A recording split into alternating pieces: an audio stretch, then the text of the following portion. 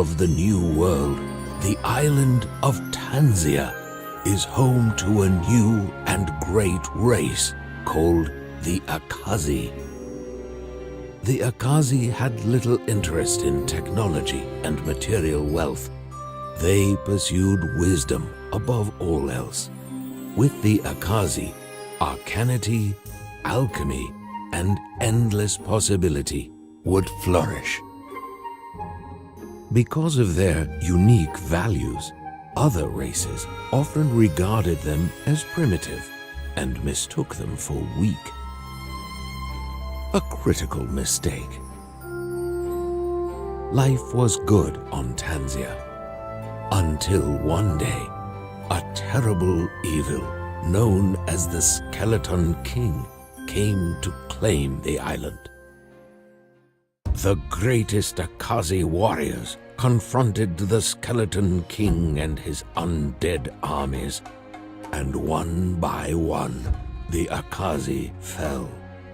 This terrible evil fought with an advantage, a unique knowledge of something born of this new world.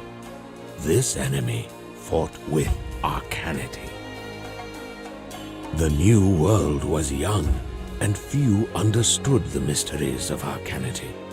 But one Akazi had already attained a mastery greater than any other, and the Skeleton King soon met his match. The Skeleton King was furious. This small, frail creature had undone decades of preparation with a single blow. The Skeleton King retreated, and the Akazi did not pursue. Tanzia was safe once again. The Akazi continued to flourish, and the Great One continued to pioneer alchemy and arcanity. Creatures of all races came from all over the world seeking his mentorship, and he taught any who would learn from him. Until one day, something more pressing demanded his attention. The Great One was blessed with many children and many grandchildren whom he loved dearly. But this one was very special. This one would be the center of his world for many years. As the child grew, he showed great aptitude for arcanity.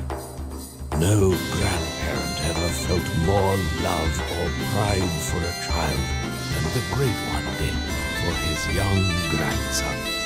But he knew that their precious time together would be short. The Skeleton King was already plotting a terrible revenge against his new foe. He would end the Great One's bloodline. The Skeleton King used the darkest of arcanity to summon an evil and tortured creature from another dimension and enslave it to his will. The creature, a shade, was the perfect assassin. It passed through solid objects at will, traveled nearly unseen in the shadows, and had a deadly touch. The Skeleton King watched from afar in glee as the shade passed through the young child and stopped his heart. With a single word, the Great One obliterated the shade into a million dark splinters that dissipated in the light. But the damage was already done. As the Great One fell to his knees, weeping over the body of his young grandson, the Skeleton King was very, very pleased. But the Skeleton King had once again underestimated his Akazi foe, and when the Great One sensed that the Skeleton King was no longer watching, the illusion was lifted, and the child was smiling once again.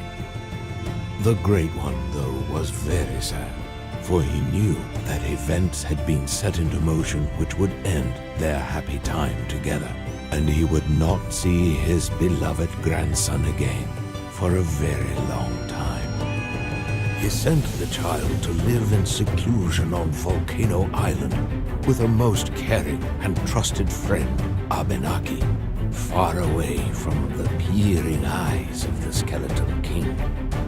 The Great One, believing his presence was a danger to the village, also left, and he never returned. Decades passed. In the village, whispers of his sudden disappearance so long ago turned into speculation of his certain demise. The Skeleton King, believing that victory finally lay within his grasp, would again descend on Tanzia to claim his prize. And this time, no one